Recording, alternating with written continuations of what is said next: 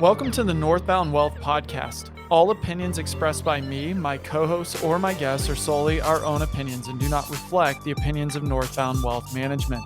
This podcast is for informational and educational purposes only and is not intended as personalized recommendations or fiduciary advice.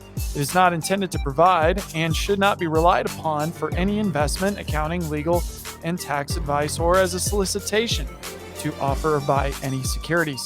Clients of Northbound Wealth Management may maintain positions in the securities discussed in this podcast. Hey everyone, this is Brent Foster. We got a lot to go over on this week's weekly market insights. Stocks retreat despite solid earnings. So today is October 23rd. Rising bond yields and uncertainty over whether this was the close of the Fed's rate hike cycle dragged markets lower last week, despite solid corporate earnings results.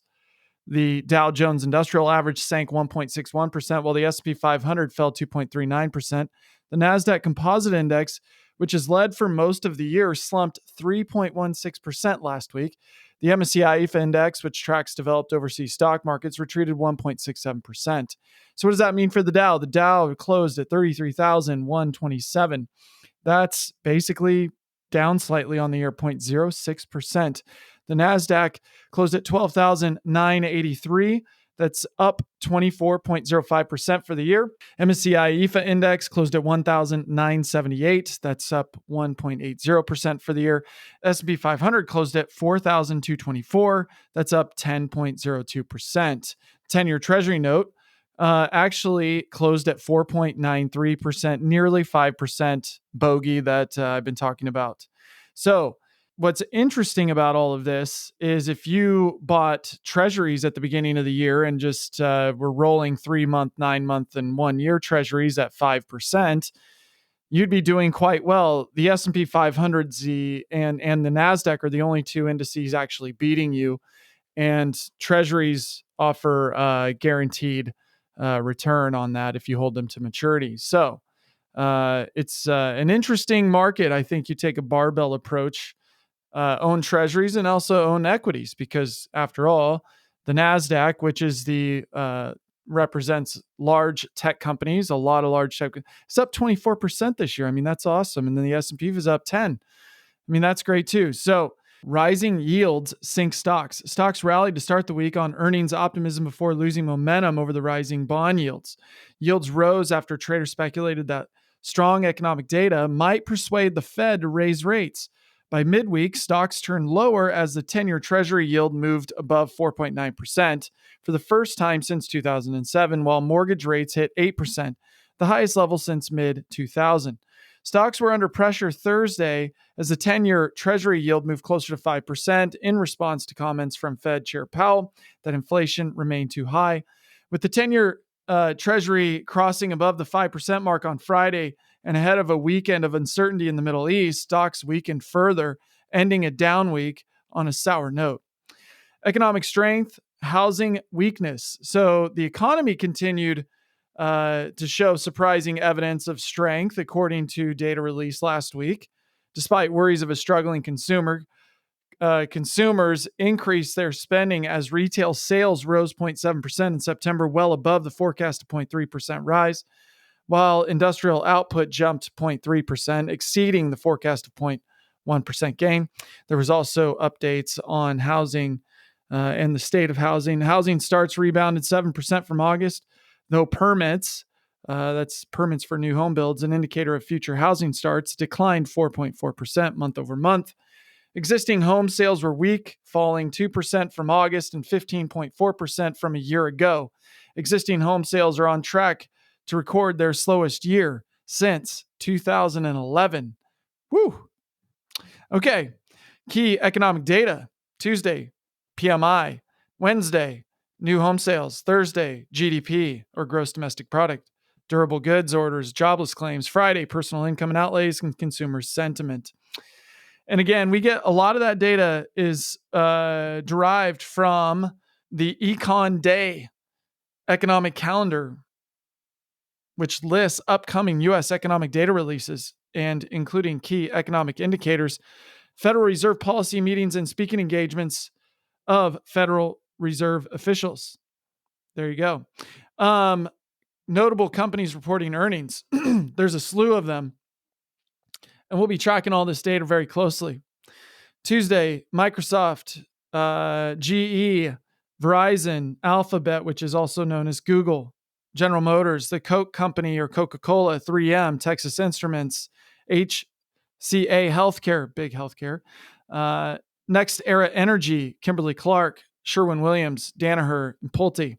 Wednesday, the Boeing Company, IBM, ServiceNow, Thermo Fisher, General Dynamics, O'Reilly Automotive, and T-Mobile. Thursday, Amazon, Intel, Ford Motor Company, MasterCard, Merck, Northrop Grumman, UPS, Comcast, Honeywell. Friday, AbbVie, Exxon, Chevron, and Colgate Palmolive. There you go. The gig economy tax tip. This is your tax tip of the week. There are some essential tips to remember if you work as a gig worker. All income is taxable. There you go. Regardless of whether you receive information returns, including full-time and part-time work and those paid in cash. As a gig worker, your classification is as an employee or as an independent contractor. This can depend on where you live, even for the same services. Lastly, it's important to remember to pay the correct taxes on this income throughout the year to manage owing additional taxes when you file, because gig employees don't have an employer withholding taxes from their paychecks. They can either submit a new W-4 or have their employer withhold more from their pay if they have another job as an employee, or make quarterly estimated tax payments throughout the year. And again, this information is not intended to be a substitute for specific individualized tax advice. We suggest you discuss your specific tax issues with a qualified tax professional. And these tips were adapted from irs.gov. All right, here we go. Boost your productivity with these tips. Take regular breaks. It seems counterintuitive, but most people are more productive when they take frequent breaks. Do the challenging tasks first. Mark Twain famously said, "Eat the frog first thing in the morning," meaning you should tackle your most difficult task immediately. Make 2 to-do lists, not 1, but 2. 1 with your weekly goals and objectives and 1 with your daily tasks. Divide large projects into manageable steps.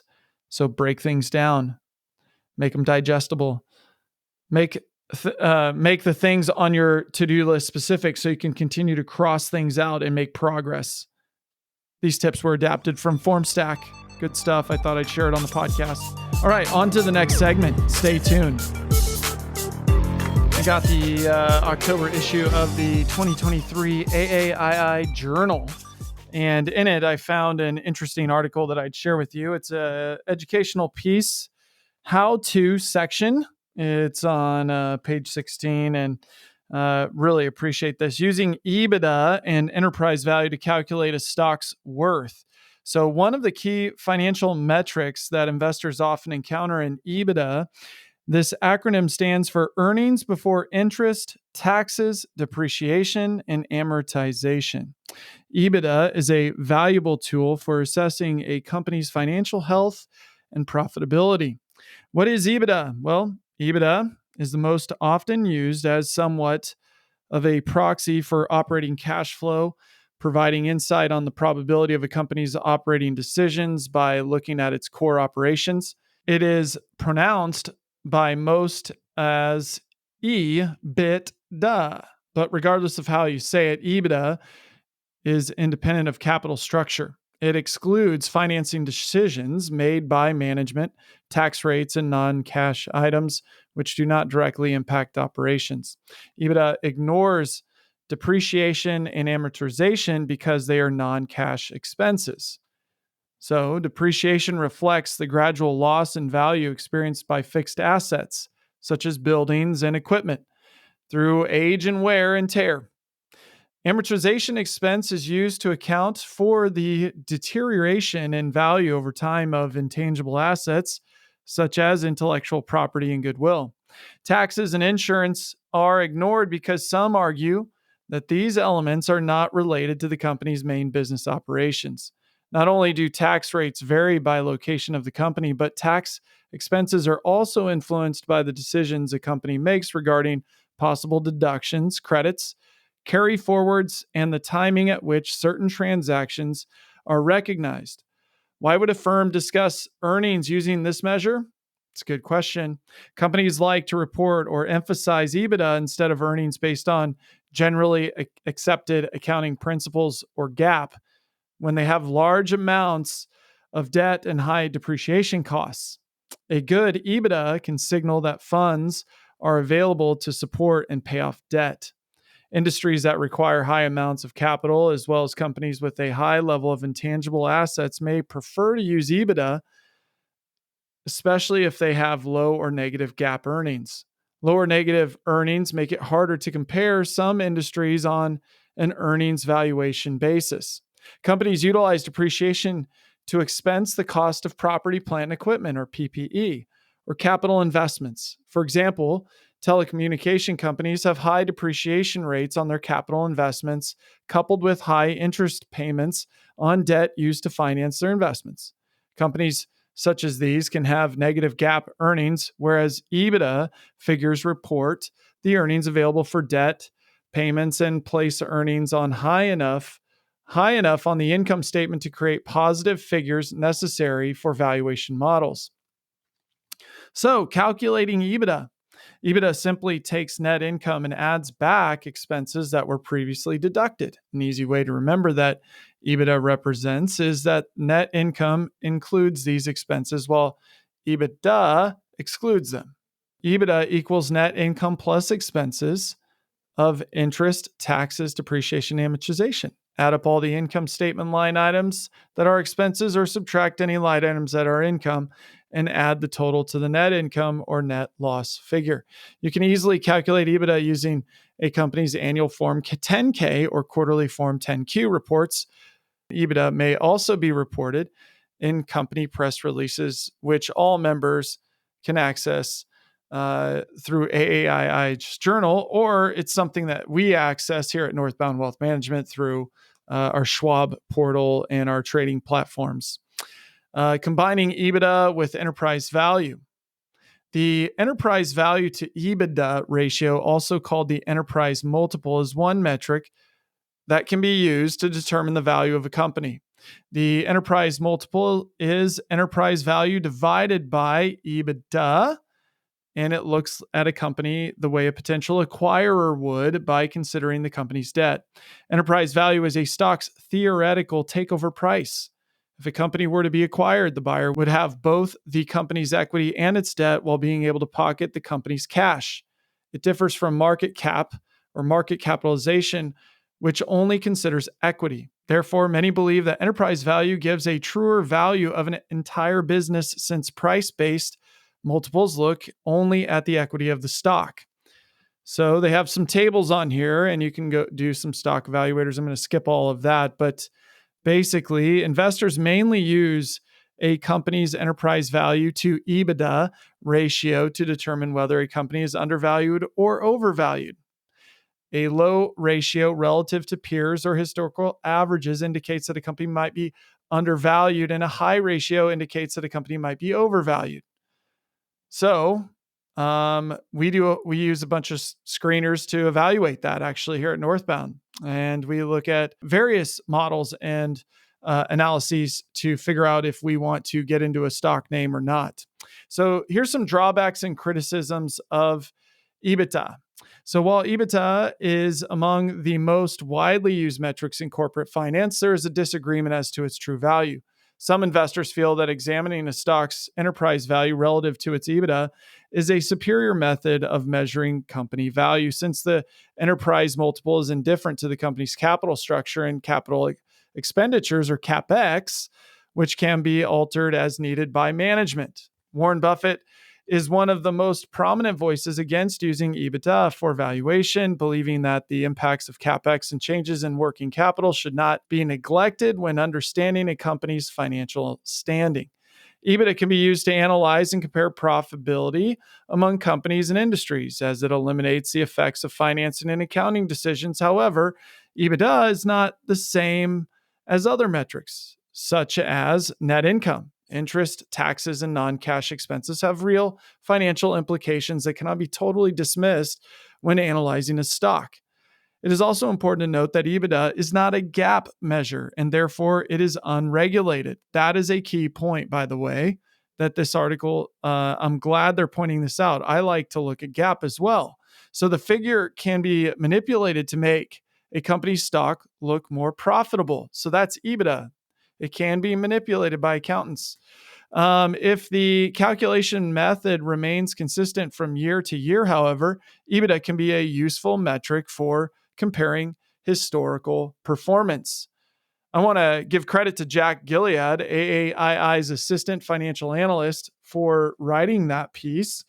And I found it very informative, timely, as we're in the throes of earnings season, and there is a ton of data coming out on companies about their earnings and about how much money they make. And the appetite for stocks right now is to buy companies that are actually making money and have good business models. And so that's why you see quality factors go up during times like this, where financial statements are being analyzed and scrutinized all the more. And you see that reflected a lot in their stock prices and valuations. That is something to consider as we head into more and more earnings and as the year end progresses. Also listening to guidance on what a lot of analysts are saying and what the CEOs are saying, even about their own companies, about what they might guide for 2024, and making decisions going from there. So thanks for listening to the Northbound Wealth Podcast. Like, subscribe, and we'll talk to you soon.